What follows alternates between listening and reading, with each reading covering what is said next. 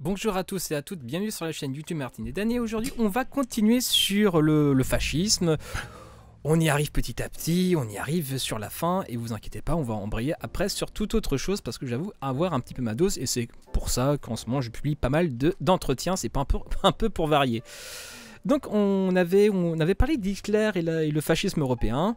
J'avais titré sur un autre, enfin, autrement sur la vignette, ou moins sur la vidéo, enfin bref. Et là, on va parler de la fascisation de l'Europe occidentale. Et des fois, dans le texte, je comprends fascination et fascisation. C'est parce que sur le bouquin, c'est écrit autrement. Donc, c'est assez compliqué. Enfin, bref, vous m'excuserez, je pense, pour ce petit lapsus qui, en plus, n'est pas totalement de ma faute. La première expérience fut tentée en Norvège, avec Quisling. Cet ancien ministre de la guerre avait été séduit par les théories de Rosenberg dans un singulier mélange d'esprit autoritaire et de romantisme. Il croyait en la supériorité de la race aryenne et voyait dans le juif le virus du communisme. Sa société idéale était celle de paysans travaillant ensemble pour le bien de la communauté, mais comme ministre, il avait envoyé des troupes réduire une grève. Son nationalisme norvégien lui faisait revendiquer l'Islande et le Groenland. En 1933, il avait fondé le parti National Samling, et je n'ai pas du tout d'accent du pays du Nord, pardon, excusez-moi, dont il s'était proclamé Führer, ou Führer, entre parenthèses. Il avait constitué une garde personnelle imitée des SS. Introduit par Rosenberg auprès de Hitler, il avait été ébloui par celui-ci. Porté au pouvoir par les Allemands contre la quasi-unanimité de ses concitoyens, une erreur qui se révéla coûteuse, Quisling veut intégrer la Norvège dans le cadre de la Grande Union germanique. Il essaie d'imposer des membres du parti comme maires ou conseillers généraux dans les échelons supérieurs de l'administration. Aussi, un décret donnait au gouvernement le pouvoir de remplacer les fonctionnaires défaillants. Un nouveau tribunal du peuple jugea au dernier ressort et sans appel les délits politiques. Les professeurs furent choisis en dehors des autorités académiques et les bibliothèques épurées. Un comité du parti fut imposé par la nouvelle organisation syndicale, la Fédération du Travail. Même les sports furent gérés par le parti.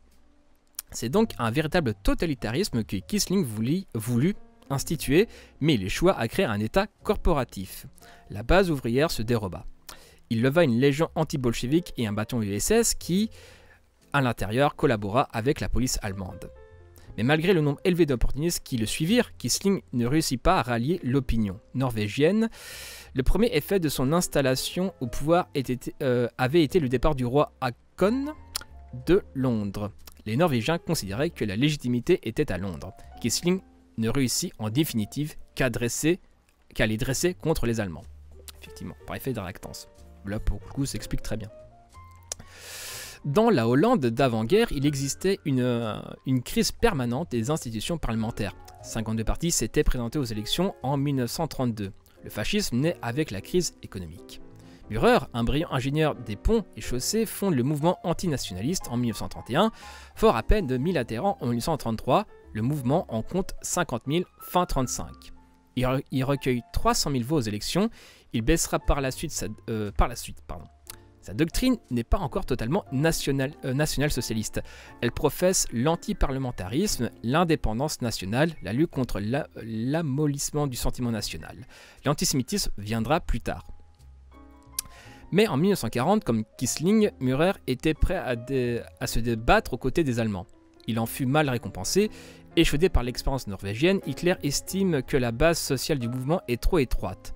Comme il veut avant tout que les Hollandais demeurent tranquilles, et que le départ de la reine Wilhelmine à Londres le prive d'un interlocuteur légal, il favorise la création d'un groupement plus large, l'Union néerlandaise, susceptible de recevoir un nombre plus élevé d'adhésions.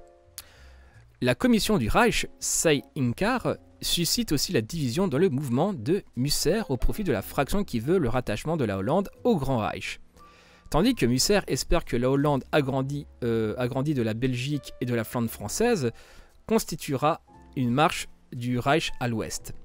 Aussi bien, si, faute de mieux, Hitler laissa Musser à la tête du parti, il ne lui confie aucun poste important et seulement le titre vide du guide du peuple néerlandais, tout ce qu'il attend, c'est ça, apparemment il n'a pas fait de faute, des 100 000 membres du parti, c'est une collaboration policière et militaire. 20 000 d'entre eux serviront dans la Wehrmacht. Avant même septembre 1944, le parti de Musser s'est débandé. C'est à titre individuel que ses adhérents servent dans les SS et combattent les Alliés. En Hollande aussi, l'échec est flagrant. En Belgique, bien que le roi Léopold se soit parfois montré favorable à l'extrême droite, sa présence desservait les apprentis chez Fayon. Là encore, l'occupant ne facilitait guère les choses à ses amis. Le nationalisme flamand était le principal réservoir du fascisme.